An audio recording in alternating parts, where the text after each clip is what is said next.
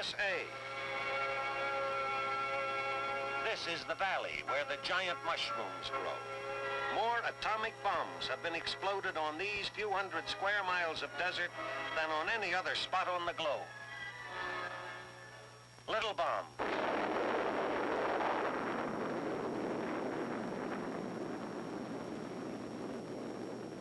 Big bomb.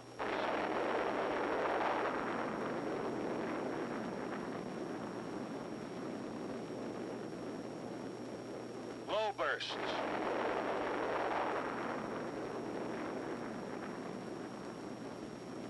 And high bursts.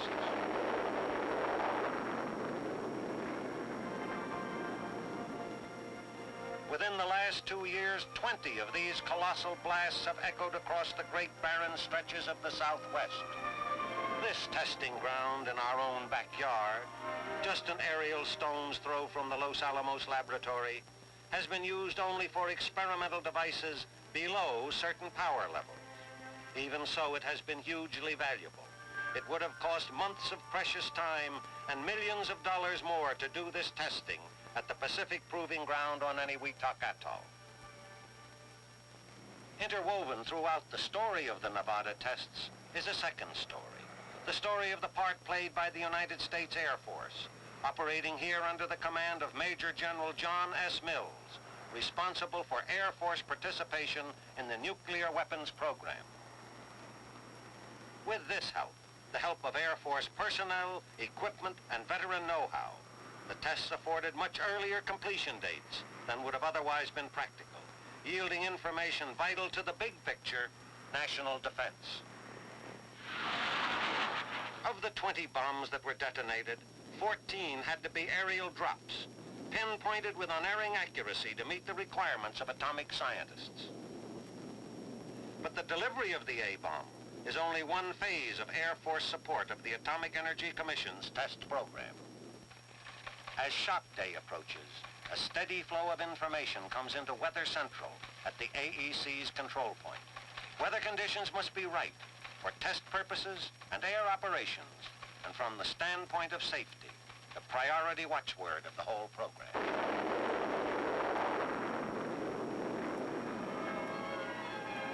The next day, after 0 hour, we see the reason for this concentration on the weather job. We see its relation to the huge fact which remains after every nuclear detonation, the atomic cloud, the towering, angry ghost of the fireball. The payoff is knowledge of wind speeds and wind directions.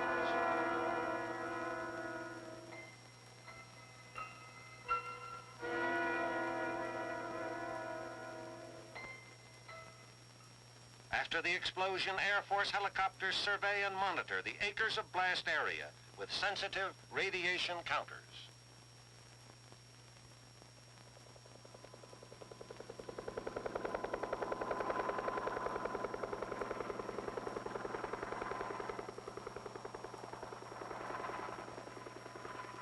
Charting super hot areas, probing for usable approach lanes for bomb damage assessment teams. Another phase of the test program is called cloud sampling, the job of gathering specimens of the radioactive particles inside the swirling atomic cloud. This is necessary for scientists to analyze accurately what happened during the explosion. The sniffers, which gather samples, are ingeniously designed filter traps mounted on the wings and fuselage of the collecting aircraft. The sampler crews do a job considered impossibly dangerous a few years ago. Since then, advanced techniques make it possible for these trained crews to fly through the cloud without harm, even to stay inside of it for a while, if they observe the precautions taught by experience.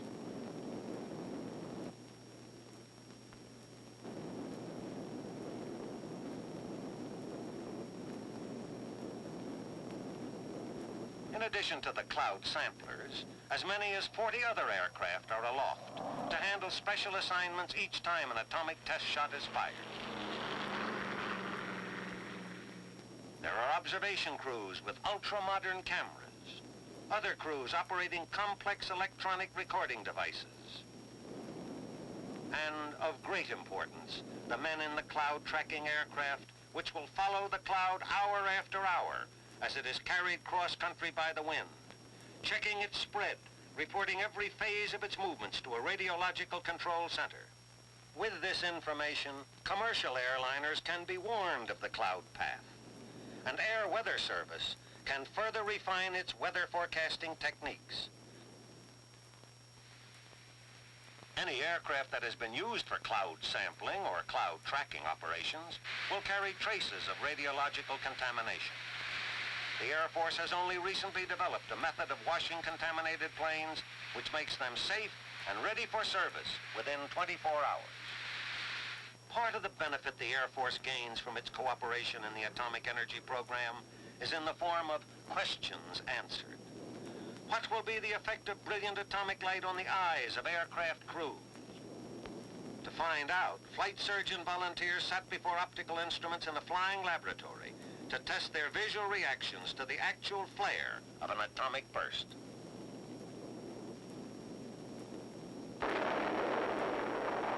The result? Not one of these volunteers suffered any permanent eye damage.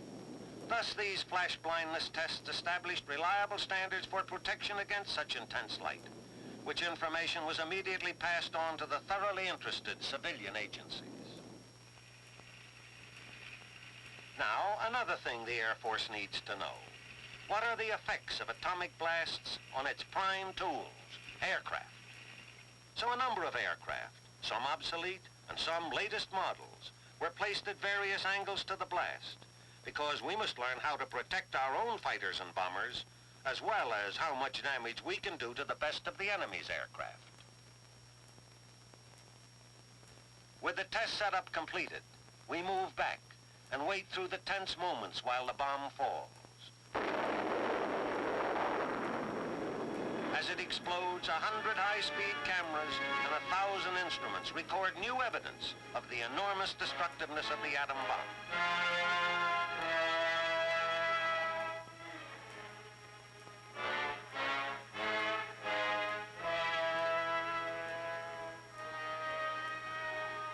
Later, we come back and study the results in detail, looking for the answers.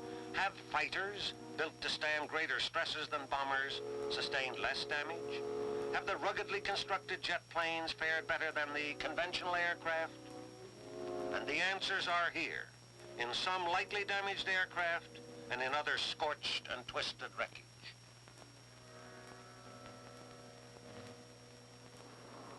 From these findings, the Air Force adds new pages to its understanding and its mastery of atomic warfare.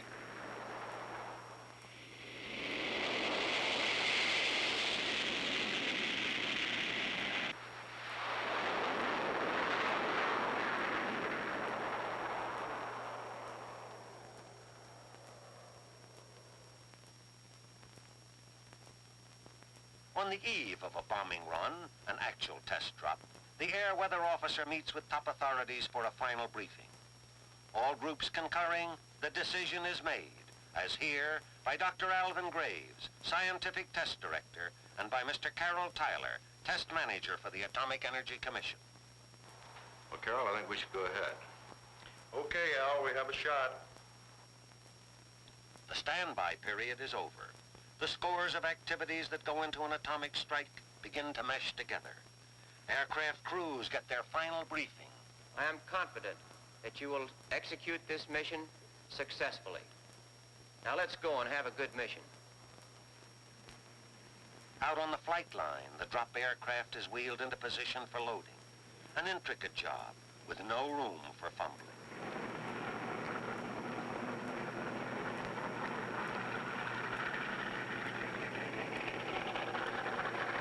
This is no simulated mission. This is no dry run. This is the real thing.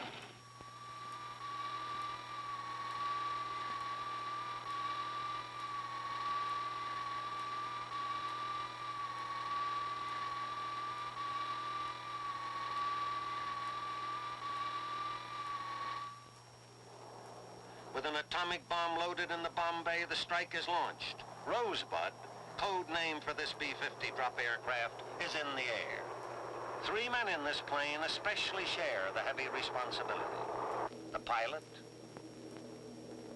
the radar navigator, and the bombardier. Once cleared from the base area, Rosebud climbs toward operational altitude.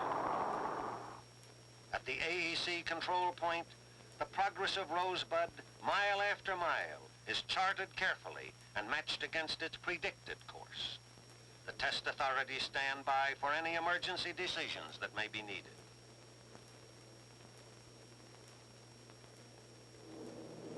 Rosebud is at bombing altitude, swinging in on the final bomb run. Turn in 5 seconds. 4, 3, 2, 1. Turn.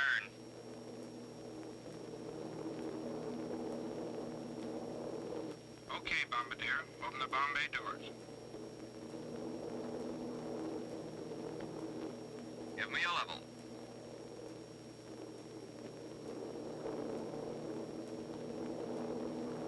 Level. And now, as the final seconds tick away, the bombardier becomes the most important man in the drop plane. The target he must hit is 6 miles below. These nuclear tests demand that the bomb be released within a timing tolerance of plus or minus 2 seconds. The bomb must fall within a scant 100 yards of dead center. Teamwork, precision, experience, all raised to the nth degree.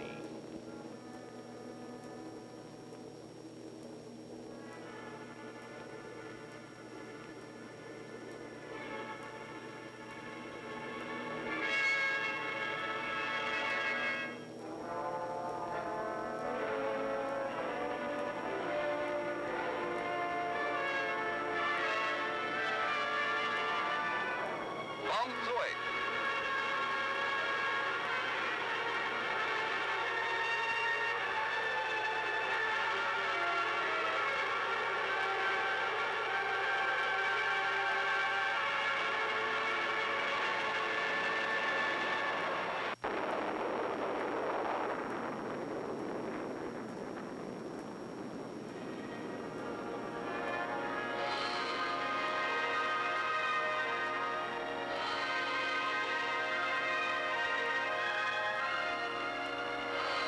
This is what happens in the valley where the giant mushrooms grow. This, within security limits, is the part played by the United States Air Force in the Atomic Energy Commission's Continental Test Program.